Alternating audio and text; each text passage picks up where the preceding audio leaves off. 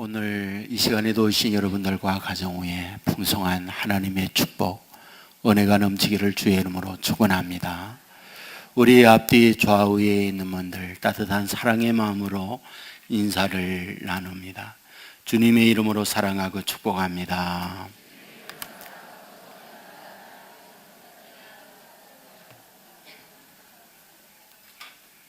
감사합니다. 인도는 굉장히 큰 나라이지만은 영국에 180년 동안 식민지 국가로 있었다는 것을 모두가 알고 있으리라 생각합니다. 인도가 식민지화 될 때 인구가 3억 정도. 영국인들이 얼마나 인도에 거주하면서 3억 인구를 끌어갔을까? 15만 정도의 영국인이 인도에 와 있었다 이야기합니다. 15만 가운데 6만은 군대, 행정기관에서 실제 인도의 행정과 국가를 끌어갔던 인물은 불과 1000명에 불과하다라고 얘기합니다. 나머지는 가족, 나머지는 어떤 비즈니스 관계로 와 있는 분들이었다라고 이야기를 합니다. 그렇다고 할 때에 인도인 한 명이 30만의 인도인, 영국인 한 명이 인도인 30만 명을 관리하고 행정적으로 끌어가는 제도였다라고 얘기합니다. 어떻게 이것이 가능했을까? 여러분들 영국에 가면은 지금 인도 사람들이 굉장히 많이 살아요. 그때에 영국으로 이민 온 사람들. 근데 그들이 많은 경우는 변호사, 의사, 그리고 고급 공무원들 또는 IT 계통의 비즈니스 하는 사람들, 이들이 상당히 영국의 구석구석에 포진되어 있는 것을 발견할 수 있습니다. 많은 경우 식민지의 지배를 받으면 지배했던 나라에 대한 악감을 갖게 되죠. 우리가 일본에 대하여 좋지 않은 감정을 가진 것처럼 대개는 그러합니다. 그런데 놀라운 사실은 식민지의 명암이 있죠. 주권이 상실되고 자유가 박탈되거나 여러 가지 자신의 생산된 농산물이나 귀한 보석들이 약탈당하는 아픔은 다 있다고 봐요. 그런데 인도인들에게 영국인에 대한 생각은 보편적으로 우호적이에요. 영연방이 있잖아요. 그러니까 영국의 식민지를 받았던 국가들, 영연방으로 인해서 자기들끼리 지금도 1년에 또는 2년에 스포츠를 합니다. 그 올림픽에 경기가 없는 크리켓, 이것은 영국의 전통 운동입니다. 이러한 게임을 반드시 지금도 하고 있잖아요. 그렇다고 한다면 어째서 영국인들은 이 인도인들을 지배했음에도 불구하고 인도인들이 영국에 대하여 이런 우호적 생각이 비교적 많을까? 이유가 어디 있을까? 이에 대하여 데이빗 길모어라고 하는 분이 지배 계급이라고 하는 책에서 그 이유를 밝히고 있어요. 이 책에 보면은 노블레스 오블레제, 이 정신이 인도인으로 하여금 영국의 사람들을 좋은 감정을 갖게 만들었다, 이렇게 얘기합니다. 노블레스 오블레제, 여러분 잘 알고 있죠? 많이 들어보았죠? 어떤 지배 계급에 있는 사람은 그렇지 못한 사람에 비하여 다른 일과 높은 도덕적 수준을 가지고 그들을 돌봐야 할 책임을 가져야 한다. 이것이 노블레스 오블레제라는 말이죠. 내가 권력이 있다, 내가 돈이 많다, 내가 사회적 주의가 있다라고 하면 그렇지 못한 사람에 비하여 높은 수준의 도덕적 책임을 져야 한다. 이것이 노블레스 오블레제의 정신이라는 얘기죠. 곧 영국을 통치했던 인도를 통치했던 영국인들 의식 속에는 이것이 아주 강했다라고 얘기를 해요. 그러면서 예들을 들죠. 실제 1, 2차 대전을 하게 되어질 때에 이턴 칼리지 하면은 영국에 돈이 있거나 고위 관료의 자녀들이 다니는 학교입니다. 근데 이 학교에 다니고 있는 학생들이 전쟁터에 나가서 무려 2천여 명이 전사를 하죠. 우리와는 전혀 다른 의식이죠. 힘이 있다, 권력이 있다, 돈이 있다. 그러면 어떻게 해서라도 후방, 어떻게 해서 편안보지, 어떻게 해서라도 군 면제, 이것을 하고자 하는 것이 우리의 의식인데 그들은 반대라는 거죠. 여러분들 기억하죠? 포틀랜드 전쟁. 엘리자베스 둘째 아들, 엘리자베스 여왕의 둘째 아들 앤드류입니다. 그 앤드류가 비행사, 조종사로서 최전방 전투에 참여를 했어요. 우리의 한국전쟁 6.25가 있었죠. 영국인들도 많은 참전을 했어요. 특별히 미국과 영국인들 가운데 장군의 아들들이 얼마나 참전을 했느냐. 142명이 참전을 했어요. 그리고 그 가운데 35명, 장군의 아들 35명이 한국전쟁에서 전사를 했어요. 그 무슨 얘기냐? 남들은 하지 않으려는 것, 위험한 것, 힘든 일을 권력이 있는 사람들, 돈이 있는 사람들, 그들이 솔선하는 거죠. 앞장서서 그 일을 하는 거죠. 그러니까 영국이 인도를 지배하면서 그런 정신으로 영국이 인도를 다스렸기 때문에 인도인들에게 있어서 영국 사람, 그러면 물론 명암은 있어요. 하지만 보편적 의식 속에 우리를 위하여 일했던 사람들, 이 생각이 더 많다, 그런 얘기죠. 여러분, 우리는 이 세상을 살아가요. 근데 누군가가 우리를 다스리면서 지배합니다. 대한민국의 헌법, 그리고 국회의원, 그리고 행정기관, 그리고 사법부에 있는 이들이 이 국가를 질서와 그리고 삶의 모든 것을 통째가요. 우리는 수많은 언어 말들을 합니다. 그리고 수많은 행동을 해갑니다. 엄청난 어휘와 단어들 속에 우리는 이러한 단어를 선택하고 엄청난 다양한 행동의 내용들 속에 이런 행동을 선택하면서 우리는 움직여갑니다. 자, 그렇다고 한다면 무엇이 우리를 말하게 하고 무엇이 행동하게 할까요? 나를 지배하고 있는 게 있다는 거죠. 내 안에 나를 주장하고 있는 게 있다는 거죠. 그것이 말하게 만들고 그것이 행동하도록 만들고 있다, 그런 얘기입니다. 여러분들 이런 유머 인터넷에 나와 있는 거 많이 들어보셨죠? 대한민국의 역대 대통령을 운전기사에 비유하는 유머 말이죠. 이승만 대통령 초보 운전자였다. 박정희 대통령 모범 운전자였다. 최규하 대통령 대리 운전자였다. 전두환 대통령 난폭 운전자였다.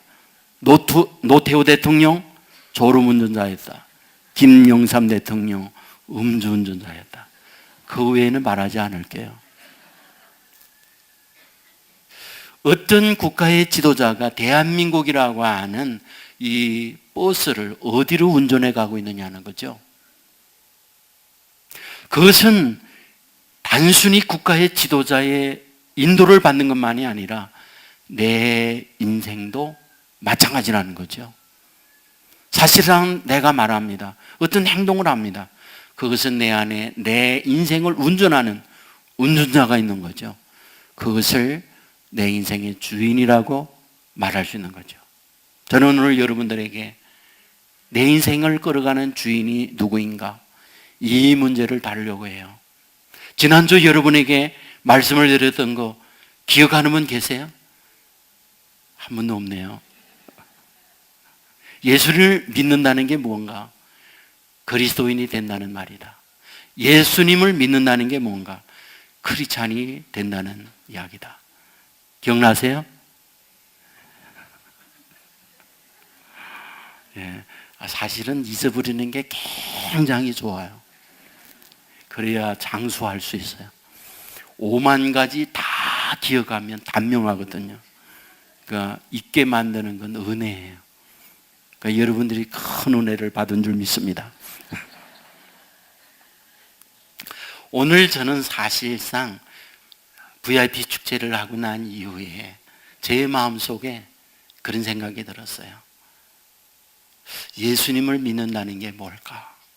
이 부분을 시리즈로 몇 주간 해야 되겠다 하는 생각이 들었어요. 그래서 지난주에 7월 첫째 주는 맥주 감사 주일이었기 때문에 맥주란 무엇인가 하는 말씀을 드렸고, 지난주에는 예수를 믿는다는 게 뭘까? 그게 크리스찬이 된다는 말이다, 이 말씀을 드렸고, 오늘 제가 말씀을 드리려고 하는 게 예수님을 믿는다는 게 뭘까? 그것은 예수님을 주님으로, 주인으로 받아들이는 거다라는 말씀을 드리려고 해요. 성경은 이 사실을 우리에게 말해줘요. 골로새서 2장 6절에 보면, 그러므로 너희가 그리스도 예수를 주로 받았으니, 예수님을 믿는다 이 말은 예수님을 주로 받는 걸 말한다. 성경은 그렇게 기록해요. 로마서 10장 9절에도 보면, 내가 만일 내 입으로 예수님을 주님이다 시인하면 구원에 이른다, 이렇게 말해요. 내 입으로 예수님은 내 인생의 주인님입니다라고 해라. 그러면 주의 이름을 부르는 자는 구원이 있다 라고 말해줘요. 사도행전 2장 36절에 보면, 너희가 십자가에 못 박은 이 예수를 하나님이 주와 그리스도가 되게 하셨느니라. 하나님이 예수님을 너희들에게 어떤 인물로 만들어 줬느냐? 주님과 그리스도가 되게 만들어 주었다, 이렇게 막 가르쳐 줘요. 오늘 여러분들과 읽은 본문 5절에도 보면, 우리는 우리를 전파하는 것이 아니라 오직 그리스도 예수의 주 되신 것을 전파하는 것이다, 이렇게 얘기해요. 자, 여러분, 오늘 본문에서 우리에게 말해주는 게 뭡니까? 바울이 고린도 교인들에게 편지합니다. 그래서 우리가 너희들에게 말하고 싶은 것은 예수님이 너희들에게 주 되시는 것, 이것을 말하고 싶다, 이렇게 말씀을 하고 있어요. 자, 여러분들, 이 본문이 고린도 후서에 기록되어 있다는 건 아시잖아요. 우선 고린도 후서라는 게 뭐죠? 바울이 고린도에 살고 있는 사람들에게 두 번째로 보내는 편지, 이게 고린도 후서예요. 고린도 전서란 뭡니까? 고린도에 있는 성도들에게 바울이 첫 번째로 보내는 편지, 그게 고린도 전서예요. 자, 저는 실제 작년도에 고린도에 가봤어요. 지금의 그리스에 위치하고 있어요. 근데 고린도에 가봤더니 지리적 특색이 있어요. 지리적 특색이라고 하는 것은 반도로 생겼는데 우리와 같이 이러한 모양의 반도가 아니고 조롱박과 같은 반도로 되어 있어요. 조롱박 아시죠? 위에 입구가 아주 작고 그 밑에가 넓은 그 조롱박. 고린도라는 땅이 그렇게 생겼어요. 그러니까 이 육지에서 연결되어 있는 부분은 아주 목이 좋고, 그 밑으로는 땅이 어마어마하게 풍선과 같이 배불뚝이로 나와 있어요. 그러니까 배를 타고 항해하는 사람들이 그 골목과 같은 곳으로 건너가면 금방 갈 수 있는 길을 아주 먼 길을 돌아서 가는 거죠. 여러분들, 세계에 3대 운하가 있잖아요. 스위즈 운하, 파나마 운하, 그리고 고린도 운하. 근데 이 고린도 운하의 병목과 같은 바로 이 목이 거리가 얼마냐? 6km예요. 근데 6km를 건너가면 잠깐 갈 수 있는 그 길을 먼 길로 걸어가다 보면 일주일 보름이 걸리는 거죠. 그래서 바울이 편지를 보낼 때에 고린도 사람들이 어떻게 했느냐? 여기에 땅에다 레일을 깔았어요. 그리고 배를 그 레일로 끌어올립니다. 그리고 그 배를 밀어서 반대편 바다로 옮겨가는 거죠. 그러니까 그 당시에 엄청난 일꾼들이 거기에 상주해 있었어요. 그러면서 거기에 종사하는 노동자들이 엄청난 돈을 벌었어요. 그러니까 고린도 지방에 살고 있는 이 사람들은 어떠하느냐? 노동자들이었는데 그 노동자들이 노동을 통하여 엄청난 노임을 받으면서 경제적 수준이 높아졌어요. 그러니까 그들의 인생에 무엇이 주인이다? 돈이 주인이었어요. 돈은 매력적이잖아요. 돈은 엄청 좋잖아요. 저는 김수환 추경영이 쓴 글을 읽으면서 자기는 돈을 엄청 좋아한대요. 어디 가서 강의를 하고 봉투를 주면 아무도 없을 때 먼저 봉투를 열어본대요. 얼마나 들었지? 자기는 돈을 그렇게 좋아한대요. 저도 돈 너무 좋아해요. 돈은 매력적이에요. 사고 싶은 거 사요. 가고 싶은 거 가게 해요. 갖고 싶은 거 갖게 만들어요. 여러분, 여호와는 나의 목자가 아니라 돈은 나의 목자시니. 사람들은 이렇게 얘기하는 거예요. 바로 고린도 교회 사람들은 돈이 그들의 인생의 주인이었어요. 동시에 고린도는 누구의 지배를 받고 있습니까? 로마의 지배를 받고 있어요. 여러분 아십니까? 당시에 큐리오스 주라고 하는 이름을 누구에게 붙여줬는지. 황제 시저를 향하여 큐리오스, 내 인생의 주인은 황제입니다. 이것이 그들의 당시 구호였어요. 왜? 황제를 잘 만나야 황제로 하여금 먹고 사는 문제 해결됩니다. 국가의 안전의 보호를 받아요. 자신의 인생의 행복의 모든 것들을 황제로부터 얻고 있기 때문에 그들은 큐리오스, 주인님 하게 되어질 때 황제를 향하여 이야기를 했어요. 그런데 바울이 이런 생각을 가지고 있는 고린도 교인들에게 편지를 보내면서 여러분, 돈이 큐리오스가 아닙니다. 여러분, 황제가 큐리오스가 아닙니다. 여러분의 주인님은 예수님이십니다. 이 말을 본문에서 쓰고 있다. 그런 얘기예요. 여러분, 이것은 어떤 의미를 갖고 있습니까? 당시 그들의 의식 속에 혁명적 선언이었어요. 왜? 돈이 자신의 인생의 주인이었으니까. 왜? 황제가 자기 인생의 주인이었으니까. 그런데 그런 그들을 향하여 예수님이 주인이지 돈이 주인이 아닙니다. 예수님이 주인이지 황제가 여러분의 인생을 다스려가는 게 아닙니다. 라고 말을 하고 있는 거죠. 여러분, 이것은 바울이 자신의 경험이었어요. 지금까지 바울이 살아오면서 자기의 인생을 살아왔던 게 뭡니까? 자기 생각이었어요. 자기가 갖고 있는 철학과 자기의 경험이었어요. 자기가 알고 있는 상식과 지식이 자기의 인생을 끌어갑니다. 그런데 예수님을 만나서 예수님을 주인으로 삼고 났더니 어떤 세상의 타 종교나 철학이나 돈이나 어떤 권력이 자기의 인생을 다스려가는 것과 다른 엄청난 축복이 예수님을 주인으로 모신 자에게 주어지는구나 라고 경험을 하고 고린도 교인들에게 편지 보내면서 얘기하는 거죠. 여러분, 예수님을 주인으로 한번 모셔보고 그렇게 살아보십시오 라고 편지를 쏘고 있더라, 그 말이에요. 여러분, 세상의 권력이라고 하는 것, 그것은 다 자기가 주인이 되어서 일반 백성들을 뭘로 삼으려고 합니까? 종으로 삼으려고 해요.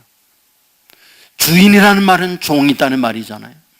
그래서 그 종들로 하여금 노동을 하게 만들고 돈을 얻게 만들고 편안한 인생을 살게 하려고 하는 것, 그것이 주인이 갖고 있는 종들을 향한 생각이에요. 여러분에게 제가 성지순례를 한 경험을 종종 말씀을 드리잖아요. 저는 먼저 이집트 카이로의 피라미드를 가서 보았어요. 그리고 난 이후에 마사다에 가서 마사다의 환경을 보았어요. 그리고 난 이후에 베들레헴 예수님이 태어난 곳을 가보았어요. 저는 이 세 곳을 연속해서 가보면서 정말 주인을 잘 만난다는 것, 이게 얼마나 축복인가 하는 것을 뼈저리게 느꼈던 시간들이었어요. 피라미드이 무엇인가요? 여러분, 무덤이잖아요. 왕의 무덤. 여러분, 피라미드는 보통 150m입니다. 지상에서 150m를 화강암으로 쌓아 놓은 것이 피라미드예요.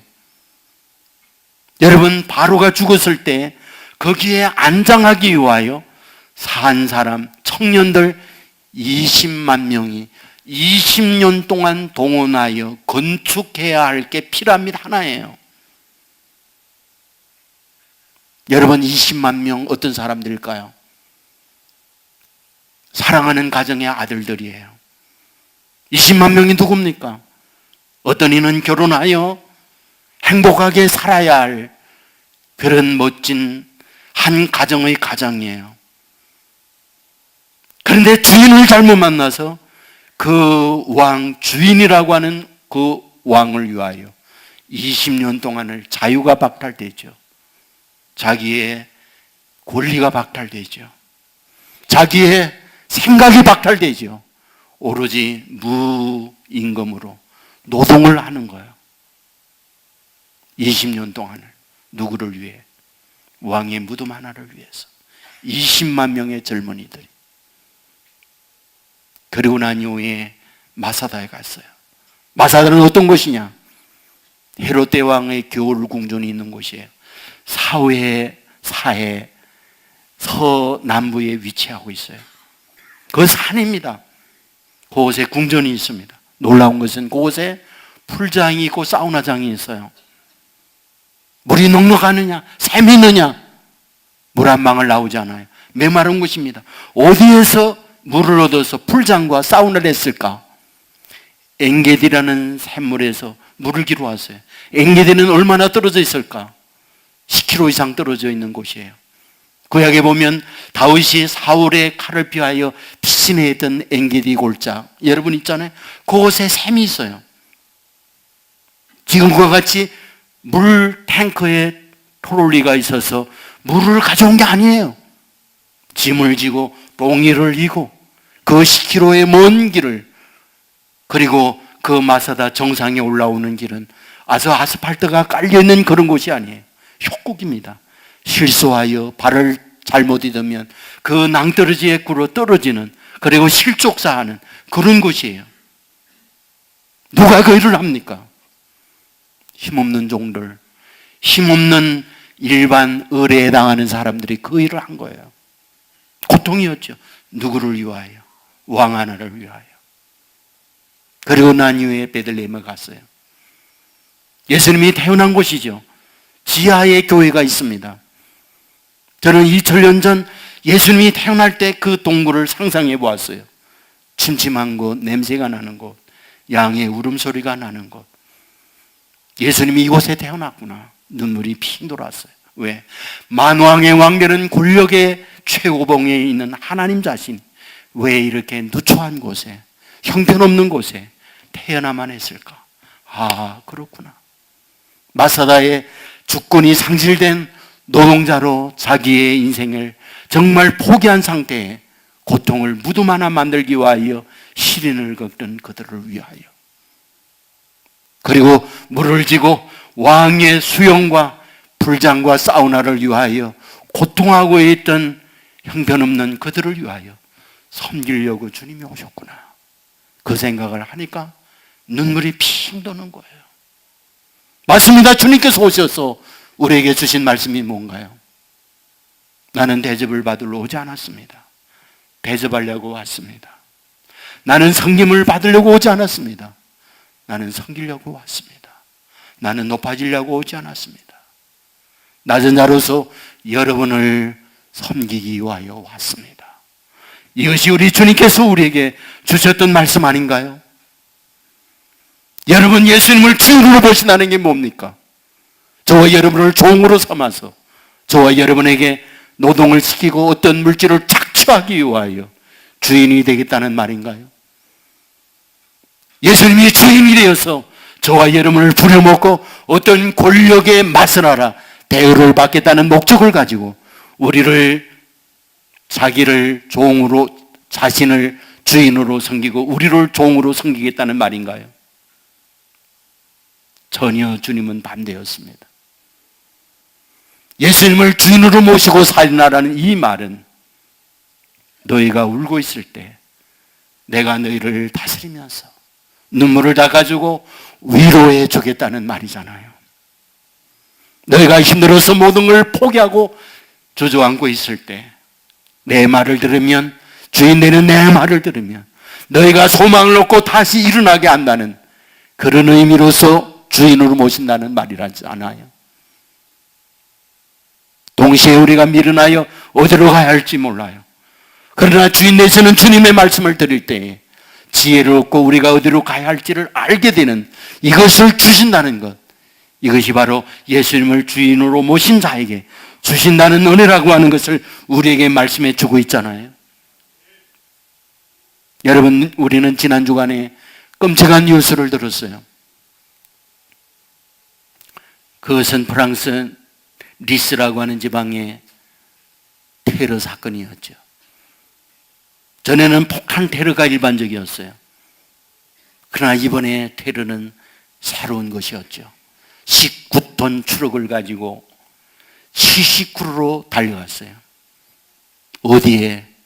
휴양지 수많은 구름대와 같이 모여있는 그곳에, 마치 벚꽃놀이 할 때에 저 여의도에 수많은 사람들이 모여있는 그곳에 19톤 트럭을 가지고 밀고 들어간 것과 같은 거죠. 여러분들 버스가 보통 몇 톤인지 아세요? 10톤이 안 돼요. 5톤 들어가면 일반 트럭이에요. 19톤이라는 것은 어마어마한 트럭이에요. 그것을 가지고 엄청난 군중이 모여있는 그곳에 70km로 밀고 들어간 거예요. 여러분, 84명이 어제까지 죽었다고 발표가 됐어요. 그리고 200여 명의 사람들이 중경상을 입었다고 얘기했어요. 누굽니까? 31살 난 튀니지 이민자였어요. 그는 왜 그 일을 했을까? 이슬람의 과격 신앙이 그의 인생을 지배한 거예요. 그를 다스려간 그의 정신을, 그의 인생을 운전한 것이 무엇이냐? 이슬람의 잘못된 신앙이 그의 인생을 운전한 거예요. 그러므로 이런 끔찍한 결과를 낳게 된 거죠. 자기 자신만이 아니에요. 상대를 파멸로 죽음으로 끌어들인 거 아니에요. 여러분, 베네수엘라는 어떻습니까?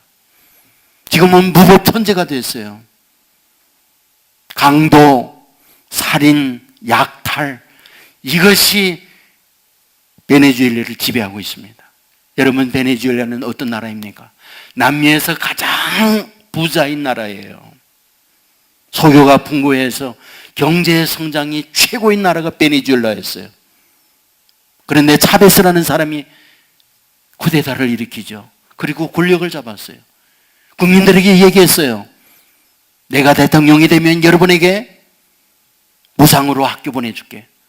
여러분에게 무상으로 병원 다니게 해줄게.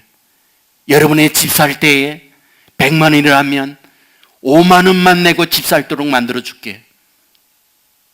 모든 국민은 매력이었어요. 그래서 차베스에게 계속 표를 찍었어요. 여러분, 차베스는 이런 정신을 가지고 국가를 끌어가다 보니 국가는 거들나 버렸어요. 국가는 망하고 말았어요. 여러분, 자기의 권력을 위하여 이러한 매력적 전략을 쓴 결과는 국민들의 아픈 결과를 낳고 있는 거죠.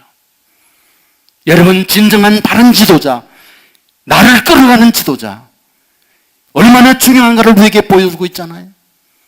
성경은 우리에게 말하고 있는 거죠. 예수님을 주인으로 모시고 살아봐라. 예수님을 주인으로 모시고 살아봐라. 그러면 너에게 하나님의 축복이 주어진다. 여러분, 오늘 본문 8절 이하에서 그걸 우리에게 가르쳐 줘요. 우리가 사방으로 우겨싸임을 당하여도 쌓이지 아니하며 답답한 일을 당하여도 낙심하지 아니하며 박해를 받아도 버림받지 아니하며 거꾸로 뜨림을 당하여도 망하지 아니하고. 무슨 말인가요? 예수님을 주인으로 모셔봐라. 우겨싸임을 당하는 일이 있다. 그러나 쌓이지 않는다. 예수님을 주인으로 모시고 살아봐. 답답한 일을 만날 수 있지. 그러나 낙심하지 아니해. 예수님을 주인으로 모시고 살아봐. 박해를 받을 수도 있지. 그러나 버림받지 아니해. 예수님을 주인으로 모시고 살아봐. 거꾸로 띄움을 당하는 일도 있을 수 있지. 그러나 망하지 아니해. 이것이 오늘 본문 우리에게 가르쳐주고 있는 말씀이에요.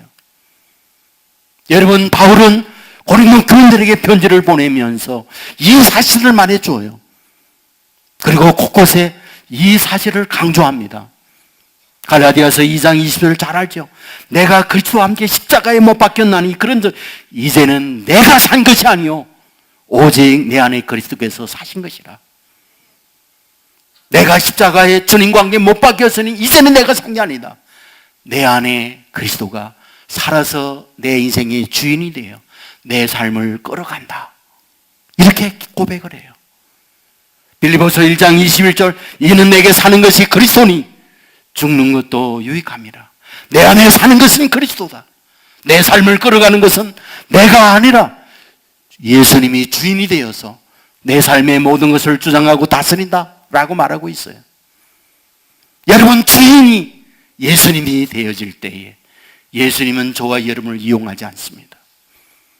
저와 여러분을 억압하여 자신의 이익을 갈취하는 분이 아닙니다. 어려울 때 도와주시는 분이에요. 낙심될 때 희망을 주시는 분이에요.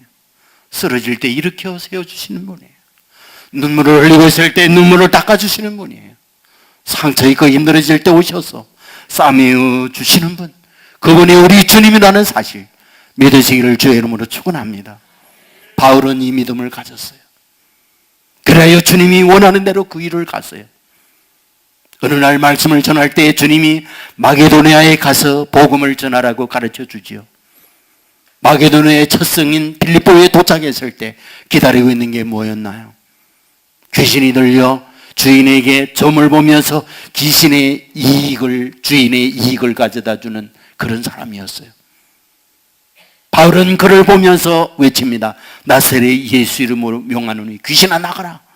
그 아이에게 건강을 허락해 줍니다. 주인이 그냥 둡니까? 그를 빌립보 감옥에 집어넣었어요. 여러분, 주의 인도를 받았던 바울에게 기다리고 있는 것은 감옥이었어. 하지만 그곳에 주님을 의지하고 내 인생의 주인은 주님입니다 외치게 될 때 주인 되시는 예수님이 오셔서 옥문을 열어줘요. 그리고 사슬을 풀어줘요. 그리고 예정된 그 간수장과 그의 가족을 예수를 믿게 해서 구원을 시키는 기적을 베풀어 주었던 걸 보게 되잖아요. 지난 월, 화, 수 3일간 우리 노예에서 제주도에 수련회가 있어서 다녀왔어요. 진행 시간표 가운데 성산 일출봉을 다녀오는 시간이 있었어요.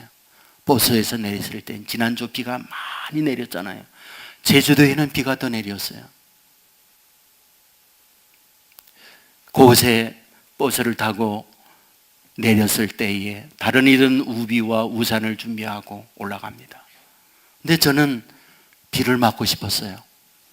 그래서 우산도 우비도 없이 내리는 비를 쫙 맞으면서 무슨 철학자와 같이 혼자서 그 길을 걸어갔어요. 몸이 젖어서 제 몸에 스며듭니다. 미안한 생각이 들었어요. 얘기했어요. 주인을 잘못 만나 오는 비 혼박 뒤집으시는구나. 미안하다. 그랬더니 옷이 저에게다 얘기해 주는 거예요. 주인님, 이 비에 젖음으로 젖은 것만 아십니까? 나는 비에 젖기 전에 언제나 젖으며 살아다오. 아니 무엇에 젖었는데 당신의 땀에 젖었지요. 땀에만 젖은지 아십니까? 나는 주님의 마음에 늘 젖었답니다. 옷을 입을 때마다 나는 주님의 마음에 흠뻑 접근했지요. 힘들어하는 당신의 마음에 내 옷이 젖었어요. 웃고 있지만 울고 있는 당신의 눈물에 내 옷은 늘 젖었답니다. 때로는 당신 안에 화도 있었잖아요. 그 화에 내 옷은 젖고 있었어요.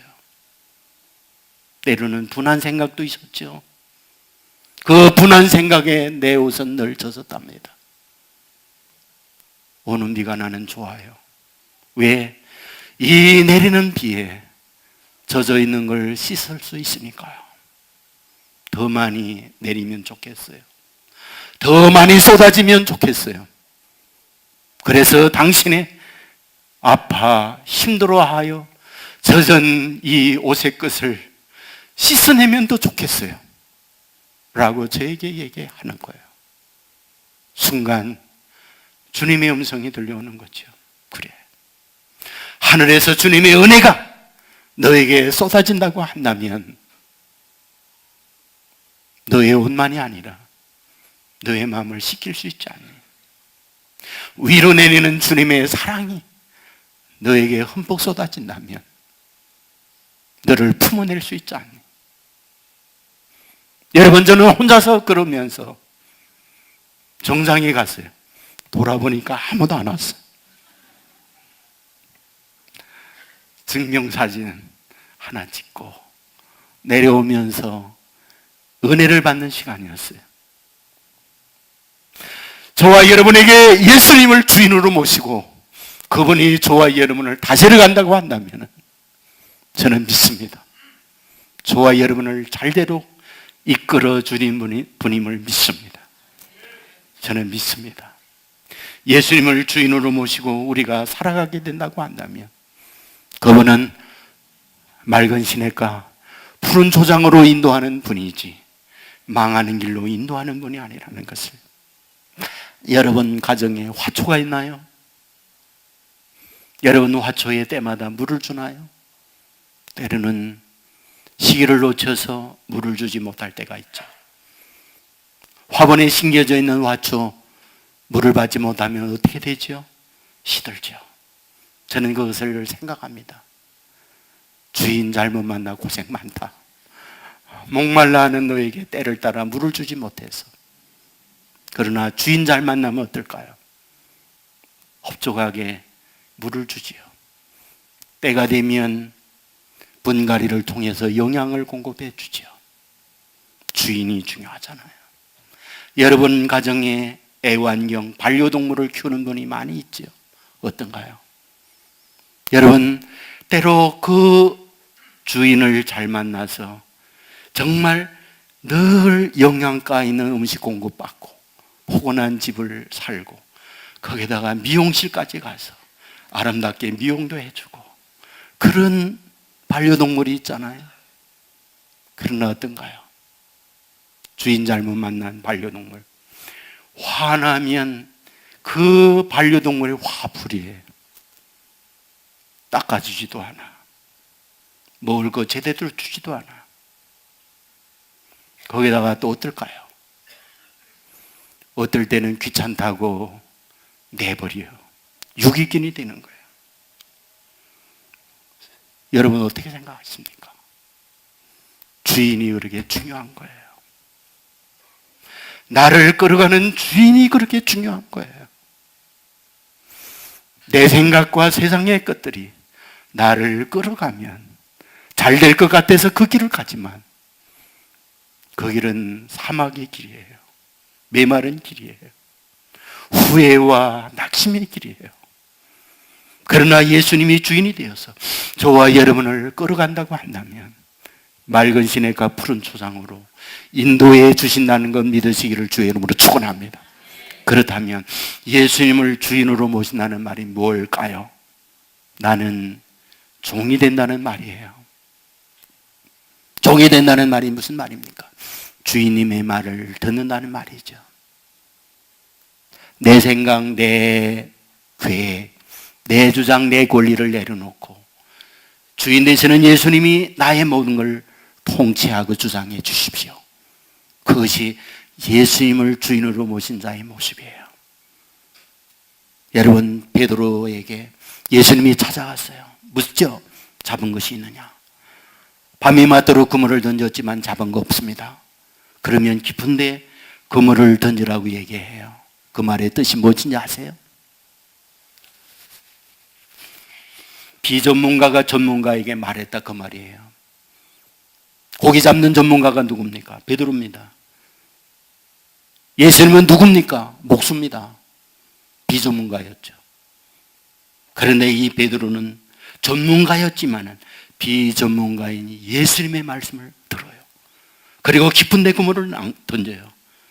어떤 결과를 낳습니까?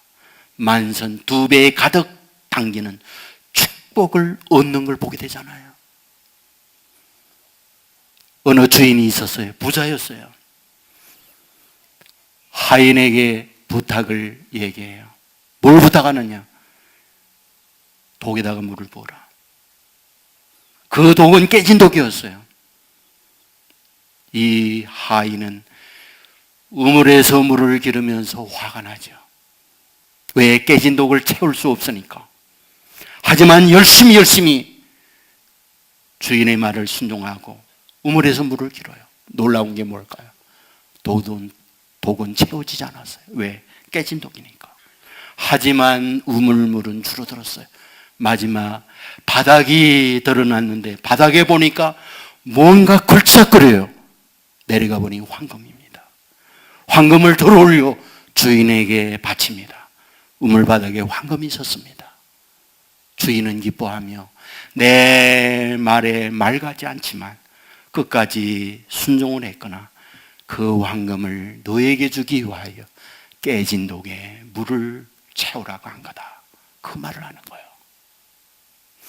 여러분, 예수님을 주인으로 모시고 살 때에 때로는 우리 마음에 들지 않는, 따라갈 수 없는 말을 할 수도 있어요. 그러나 나는 종입니다.